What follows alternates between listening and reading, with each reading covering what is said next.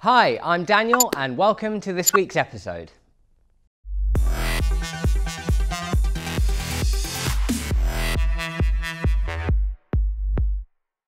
Finally seeing a little sky, 4J Studios has announced via its Twitter feed that Minecraft for Xbox One is in the very last stages of development.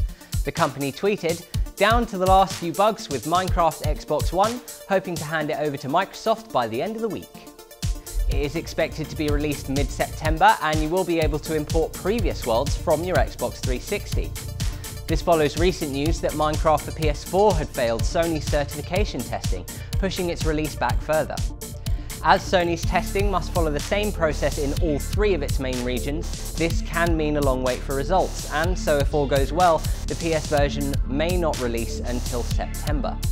Though the good news for Xbox fans is that the game's August release date on XBLA seems set, so happy mining, boxers.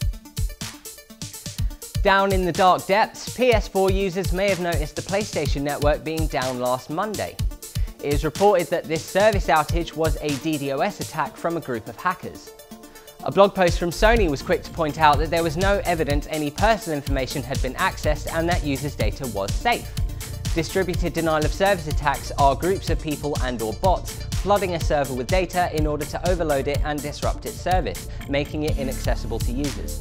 So it isn't a way of accessing data, meaning that there's no need to panic, your stuff is safe.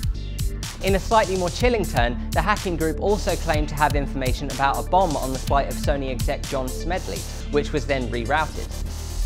Sony claims the FBI are investigating the events, but in the meantime the network is back and fully functioning, with the scheduled maintenance having already taken place. So you can all go back to waiting for Minecraft while you watch Archer on Netflix for the third time.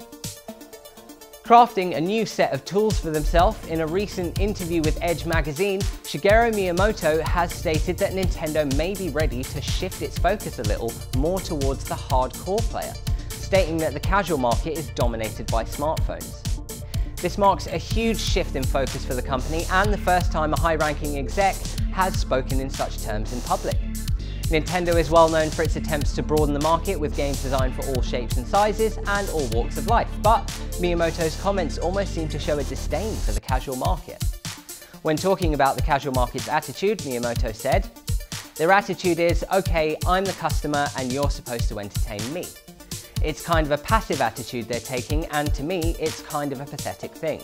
They do not know how interesting it is if you move one step further and try to challenge yourself with more advanced games."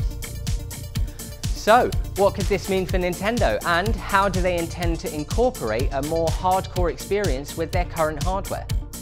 There were rumours earlier in the year of a new console reveal at E3, but these rumours were quickly quashed by Nintendo themselves. Perhaps talk of a focus on the core market could reignite the rumours of a new console with more of a design centred on a smaller but more dedicated demographic. Perhaps we'll have to wait until next E3 to find out more. Putting lots of treasures in one chest, PC hardware manufacturer Razer has announced a new software platform, Razer Cortex, a free piece of software due to release in September.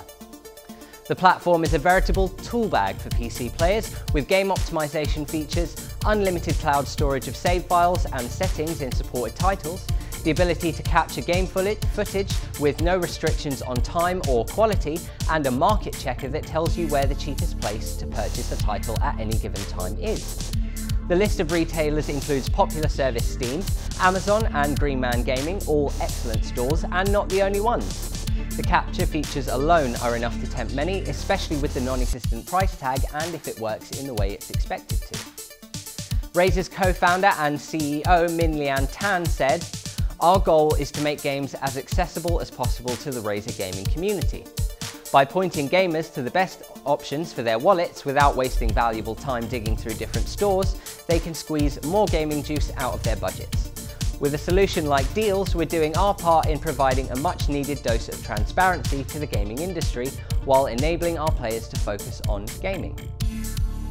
The service is still in pre-release, but the full version is set to release on September 10th, though you can sign up for an early access if you so desire at razerzone.com. Even if you've only got a wooden pickaxe, EA has you covered. Continuing their usual trend, EA has released the recommended system specs for The Sims 4, which are pretty darn low. The minimum recommended hardware and OS requirements feature products released 8, 10 and even 13 years ago. This means even if you're rocking a rundown, beaten up notebook, you'll still probably be able to run The Sims 4. The game features many updates since The Sims 3, including a beefed up build mode and creator sim mode that should keep many of you who like to customize and upload your creations busy for a while. The game also features smarter Sims who can experience emotions and provide a richer experience and many more outcomes and opportunities for madness. There is more of a community with community events and locations, and the game will feature unlockable content hidden within the game, and players will be rewarded for achievements. The Sims 4 releases for PC on September 2nd, and a persistent connection to the internet will be required to run it. So not long left to wait until you can create long lines of genetically interbred freak families for that perfect sim. Okay, that's all for this week, guys. Can't wait to see what Nintendo's more core products will look like. Are you bouncing in your chair in anticipation of building your first house, then burning it to the ground, because why the hell not, it's Minecraft? And what crazy plans and genetic lines and nutty towns and noisy neighbours have you got planned in The Sims? Let us know in the comments section down in the booty. If you missed the last episode, you can catch it here.